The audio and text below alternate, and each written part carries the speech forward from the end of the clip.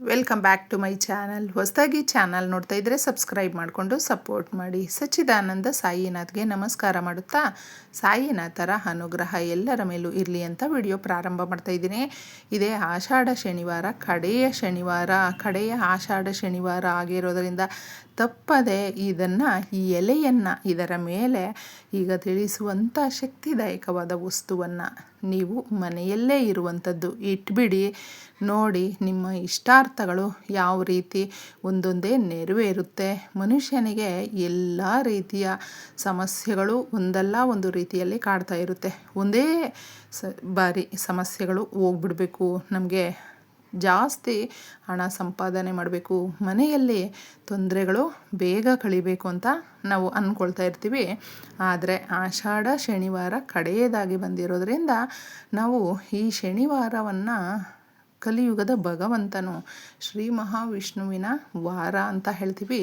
ಹಾಗೂ ನ್ಯಾಯದೇವರಾಗಿರುವಂಥ ಮಹಾತ್ಮರು, ಶನಿ ಮಹಾತ್ಮರ ದಿನ, ಹಾಗೂ ಬಹಳ ಶಕ್ತಿ ಹೊಂದಿರುವಂಥ ಆಂಜನೇಯ ಸ್ವಾಮಿಯ ದಿನ. ಎಲ್ಲರೂ ಕೂಡ ದೇವತೆಗಳಿಗೆ ಭಕ್ತಾದಿಗಳು ಅನ್ನುವಂಥದ್ದು ಇದ್ದೇ ಇರ್ತಾರೆ. ಅವರವರ ವಿಶೇಷವಾದ ದಿನಗಳಲ್ಲಿ, ಆ ತಿಥಿ ವಾರಗಳಲ್ಲಿ ನಾವು ಈ ಪರಿಹಾರಗಳನ್ನು ಮಾಡಿಕೊಂಡ್ರೆ ನೆಮ್ಮದಿಯ ಜೀವನವನ್ನು ಕಂಡುಕೊಳ್ಬಹುದು. ಎಷ್ಟೋ ಜನಕ್ಕೆ ಈಗ ಬೇಕಾದಷ್ಟು ವಿದ್ಯಾವಂತರು, ಬುದ್ಧಿವಂತರು ಇದ್ದಾರೆ, ಹಾಗೂ ಅಷ್ಟೇ ಚೆನ್ನಾಗಿ ದುಡಿಯುವಂಥದ್ದು ಇರುತ್ತೆ. ಆದರೆ ಮನಸ್ಸಿಗೆ ನೆಮ್ಮದಿ ಇರೋದಿಲ್ಲ, ಆರೋಗ್ಯ ಸಮಸ್ಯೆಗಳಿರುತ್ತೆ. ಈ ರೀತಿ ಹಲವಾರು ಸಮಸ್ಯೆಗಳು ಇರುವಂಥವರು ಮುಖ್ಯವಾಗಿ ಈಗಿನ ಕಾಲಮಾನದಲ್ಲಿ ಎಲ್ರಿಗೂ ಒಂದಲ್ಲ ಒಂದು ರೀತಿಯಲ್ಲಿ ಸರಿಯಾದಂಥ ಕೆಲಸ ಸಿಗ್ತಾ ಇರೋದಿಲ್ಲ ಸ್ನೇಹಿತರೆ. ದುಡಿಮೆ ಇರಬೇಕು, ಮನುಷ್ಯನಿಗೆ ದುಡಿತಾ ಇರಬೇಕು, ಆದಾಯ ಬರಬೇಕು, ಆದಾಯ ಹೆಚ್ಚಾಗಬೇಕು, ವ್ಯವಹಾರ ಮಾಡ್ತಾಯಿದ್ದೀವಿ, ಬಿಸ್ನೆಸ್ ಮಾಡ್ತಾಯಿದ್ದೀವಿ, ಚೆನ್ನಾಗಾಗಬೇಕು, ಈ ಥರ ಬಯಸ್ತೀವಲ್ವ. ಅಂತಹವರು ಮುಖ್ಯವಾಗಿ ಅದರ ಜೊತೆ ಮನೆ ಕಟ್ಟುವಂಥ ಕನಸು ದೊಡ್ಡದಾಗಿ ಇರುತ್ತೆ. ಎಷ್ಟೋ ಜನಕ್ಕೆ ಭೂಮಿಯ ಯೋಗ ಇರೋದಿಲ್ಲ ಸ್ನೇಹಿತರೆ, ಬಂಗಾರದ ಯೋಗ ಇರೋದಿಲ್ಲ. ಎಷ್ಟೋ ವರ್ಷಗಳು ದುಡಿತಾ ಬರ್ತಾರೆ, ಒಂದು ಮನೆ ಮಾಡ್ಕೊಳ್ಳೋಕ್ಕಾಗಲಿಲ್ಲ, ಸ್ವಲ್ಪ ಚಿನ್ನವನ್ನು ಮಾಡಿ ಇಟ್ಕೊಳ್ಳೋಕ್ಕಾಗಲಿಲ್ಲ, ಏನಪ್ಪ ನಮ್ಮ ಪರಿಸ್ಥಿತಿ ಅಂತ ತುಂಬ ಜನ ಅಂದ್ಕೊಳ್ತಾ ಇರ್ತಾರೆ. ಅಂತಹವರೆಲ್ಲರೂ ಕೂಡ ಈಗ ತಿಳಿಸುವಂಥ ಈ ಎಲೆಯ ಪರಿಹಾರ, ದಾಸವಾಳದ ಎಲೆ ಅನ್ನುವಂಥದ್ದು ಬಹಳ ಚಮತ್ಕಾರಿಯನ್ನು ಮಾಡುತ್ತೆ. ಯಾರ ಮನೆ ಹತ್ರ ಈ ಗಿಡ ಇರುತ್ತೋ ಅವರೇ ಭಾಗ್ಯವಂತರು ಸ್ನೇಹಿತರೆ. ಆದರೆ ತುಂಬ ಜನ ಅಂದ್ಕೊಳ್ತಾರೆ ಇದರಿಂದ ನಮಗೇನು ಭಾಗ್ಯ ಬಂದಿರುತ್ತೆ ಅಂತ. ಹೌದು, ಆದರೆ ತುಂಬ ಜನ ಅಬ್ಸರ್ವ್ ಮಾಡಲ್ಲ, ನಾವು ಇದ್ದಾಗೇ ಇದ್ಬಿಟ್ಟಿದ್ದೀವಿ ಅಂದ್ಕೊಳ್ತಾರೆ. ಆದರೆ ಅವರ ಜೀವನದಲ್ಲಿ ಯಾವುದೇ ರೀತಿಯಾದಂಥ ದೊಡ್ಡ ಕಹಿ ಘಟನೆಗಳು ನಡೆದಿರೋದಿಲ್ಲ, ನೆಮ್ಮದಿ ಕಳ್ಕೊಂಡಿರೋದಿಲ್ಲ. ಆರಾಮಾಗಿ ಏನೋ ಬದುಕ್ತಾ ಇದ್ದೀವಿ, ಒಂದು ಜೀವನ ಸರಾಗವಾಗಿ ಸಾಕ್ಕೊಂಡು ಹೋಗ್ತಾ ಇದೆ ಅಂತ ಹೇಳಿದ್ರು ಕೂಡ ಭಗವಂತನ ಆಶೀರ್ವಾದವೇ. ಆದರೆ ಎಷ್ಟೋ ದುಡಿದ್ರು ಅಥವಾ ಎಷ್ಟೇ ಕೈ ಖಾಲಿ ಇದ್ದರೂ ಕೂಡ ಕೆಲವೊಬ್ಬರಿಗೆ ನೆಮ್ಮದಿ ಇರೋದಿಲ್ಲ, ಹಣಕಾಸು ಇರೋದಿಲ್ಲ, ಆರೋಗ್ಯ ಇರೋದಿಲ್ಲ. ಹೌದು, ಹಲವು ಸಮಸ್ಯೆಗಳಿರುತ್ತೆ. ಅದನ್ನು ಚಿಕ್ಕದಾಗಿ ನಾವು ಈ ಪರಿಹಾರದಿಂದ ದೊಡ್ಡ ಪರಿವರ್ತನೆಯಾಗಿ ಬದಲಾಯಿಸ್ಕೊಳ್ಬಹುದು. ತುಂಬ ಜನಕ್ಕೆ ಈಗಿನ ಕಾಲಮಾನದಲ್ಲಿ ಹಣಕಾಸು ಅನ್ನುವಂಥದ್ದು ಎಷ್ಟು ಮುಖ್ಯವಾಗಿ ಬೇಕು ಅನ್ನುವಂಥದ್ದು ಪ್ರತಿಯೊಬ್ಬರಿಗೂ ಗೊತ್ತು ಸ್ನೇಹಿತರೆ. ಎಲ್ಲದಕ್ಕೂ ದಿನನಿತ್ಯ ಪ್ರಾರಂಭ ಆದಾಗ ನಮಗೆ ಏನೇ ಪರ್ಚೇಸ್ ಮಾಡ್ಕೊಳ್ಬರಬೇಕು, ಏನೇ ತಗೊಂಡು ಬರಬೇಕು ಅನ್ನುವಂಥ ಒಂದು ಸಂದರ್ಭ ಬಂದರೂ ದುಡ್ಡಿನಿಂದ ಕೂಡಿರುತ್ತಲ್ವ. ಆ ಥರ ಅದನ್ನು ಹೋಗಲಾಡಿಸೋದಕ್ಕೆ ನಿಮ್ಮ ಮನೆಯ ಹತ್ತಿರ ಇರುವಂಥದ್ದಾಗಿರಬಹುದು ಅಥವಾ ಎಲ್ಲಾದರೂ ಪರವಾಗಿಲ್ಲ, ಒಂದು ನೀವು ಪ್ರಕೃತಿ ಮಾತೆಯನ್ನು ನಮಸ್ಕಾರ ಮಾಡಿ ಕೇಳಿಕೊಂಡು, ತಾಯಿ ಈ ರೀತಿಯ ಸಮಸ್ಯೆಗಳಿಗೆ, ಈ ರೀತಿಯ ತೊಂದರೆಗಳಿಗೆ ತಗೊಳ್ತಾ ಇದ್ದೀನಿ, ಇದಕ್ಕೆ ನೀನೇ ಸಾಕ್ಷಿ ತಾಯಿ, ನನಗೆ ಆಶೀರ್ವಾದ ಮಾಡಮ್ಮ ಅಂತ ಕೇಳಿಕೊಂಡು ಮನಸ್ಸಲ್ಲಿ ಪ್ರಾರ್ಥನೆ ಮಾಡಿಕೊಂಡು ಚೆನ್ನಾಗಿರುವಂಥ ಒಂದು ಎಲೆಯನ್ನು ಶೇಖರಣೆ ಮಾಡಿ ಸ್ನೇಹಿತರೆ. ಪ್ರಕೃತಿಯಲ್ಲಿ ಪ್ರತಿ ಗಿಡ, ಮರ, ಸಕಲ ಜೀವರಾಶಿಗಳಲ್ಲೂ ಕೂಡ ಉಸಿರು ಅನ್ನುವಂಥದ್ದು ಇರುತ್ತೆ, ಪ್ರಾಣ ಅನ್ನುವಂಥದ್ದು ಇರುತ್ತೆ. ನಮಗೆ ಗೊತ್ತಿಲ್ಲದೋ ಮನುಷ್ಯರು ನಮ್ಮ ಸ್ವಾರ್ಥಕ್ಕಾಗಿ ಎಲ್ಲವನ್ನು ಕೂಡ ನಾವು ಬಳಸ್ಕೊಳ್ತಾ ಇರ್ತೀವಿ.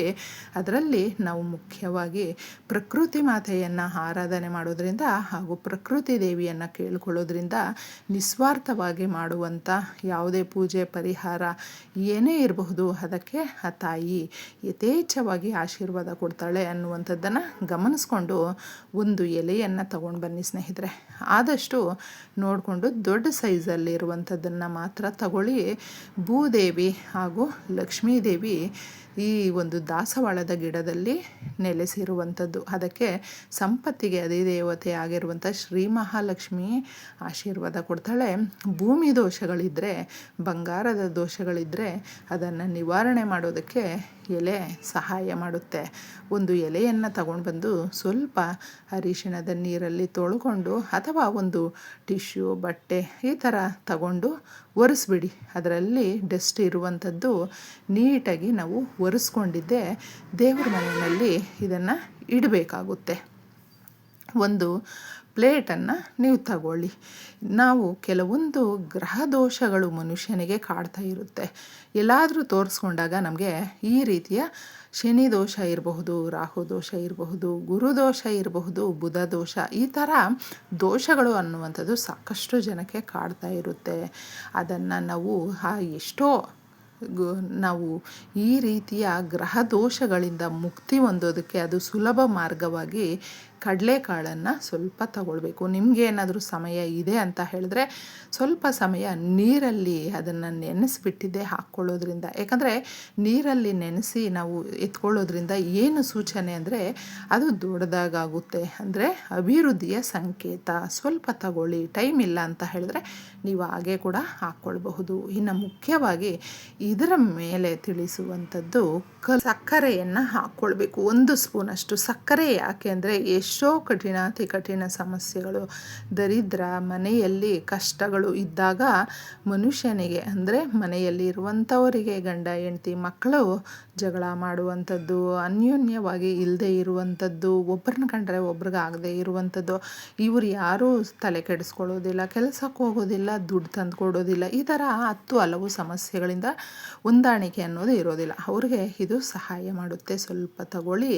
ಇನ್ನು ಮುಖ್ಯವಾಗಿ ಇದಕ್ಕೆ ಜೀರಿಗೆಯನ್ನು ಹಾಕ್ಕೊಳ್ಬೇಕು. ಜೀರಿಗೆ ಬಂದು ಲಕ್ಷ್ಮೀದೇವಿಯ ಪ್ರತಿರೂಪ. ಲಕ್ಷ್ಮೀದೇವಿಗೆ ಸುಗಂಧಭರಿತವಾದ ವಸ್ತುಗಳಲ್ಲಿ ಇದು ಪ್ರಾಧಾನ್ಯವಾಗಿ ನಾವು ತಗೊಳ್ತೀವಿ. ಇದನ್ನು ನೀವು ಈ ದಿನ ತಗೊಳ್ಳೋದ್ರಿಂದ ಸಂಪತ್ತು ಅನ್ನುವಂಥದ್ದು ನಮಗೆ ಬರುತ್ತೆ. ಕುತ್ಕೊಂಡು ತಿಂದರೂ ಕರಗದಷ್ಟು ಆಸ್ತಿ ಅಂತ ಕೇಳಿರ್ತೀವಿ, ನೋಡಿರ್ತೀವಿ. ಆದರೆ ಇದು ನಮ್ಮ ಅನುಭವಕ್ಕೂ ಬರುವಂತೆ ಮಾಡುತ್ತೆ. ಸ್ವಲ್ಪ ಹಾಕ್ಕೊಳ್ಳಿ. ಇನ್ನು 1 ಸ್ಪೂನಷ್ಟು ಅರಿಶಿಣವನ್ನು ಹಾಕ್ಕೊಳ್ಬೇಕು. ಅರಿಶಿಣ ಗುರುಬಲವನ್ನು ಜಾಸ್ತಿ ಮಾಡುತ್ತೆ. ಗುರುಬಲ ಬಂದರೆ ಕೆಲಸ ಕಾರ್ಯಗಳು ಸರಾಗವಾಗಿ ಆಗುತ್ತೆ ಹಾಗೂ ಚಿನ್ನವನ್ನು ಯಥೇಚ್ಛವಾಗಿ ತಗೊಳ್ಳುವಂಥ ಯೋಗ ಕೂಡಿ ಬರುತ್ತೆ. ಈ ವಸ್ತುಗಳನ್ನು ನೀವು ದೇವರ ಮನೆಯಲ್ಲಿ ಇಟ್ಟು ಕೇಳಿಕೊಂಡು ರಾತ್ರಿ ಪೂರ್ತಿ ಬಿಟ್ಬಿಡಿ. ಆ ಶಕ್ತಿ ಎಲ್ಲ ಇದರಲ್ಲಿ ತುಂಬಿಕೊಂಡಿರುತ್ತೆ. ಮಾರನೆಯ ದಿನ ಇದನ್ನು ಮುಖ್ಯವಾಗಿ ಬೆಳಗ್ಗೆ ಎದ್ದಾಗ ತಗೊಂಡೋಗಿದ್ದೆ ಎಲ್ಲಾದರೂ ಗಿಡ ಮರಗಳ ಹತ್ರ, ಹಸಿರು ಗಿಡಗಳ ಹತ್ರ ಇಟ್ಟುಬಿಟ್ಟು ವಾಪಸ್ಸು ಬನ್ನಿ. ತುಂಬ ಒಳ್ಳೆ ಸೂಚನೆ ಸಿಕ್ಕಿ ಎಲ್ಲ ರೀತಿಯ ಕನಸನ್ನು ಈಡೇರಿಸುತ್ತೆ.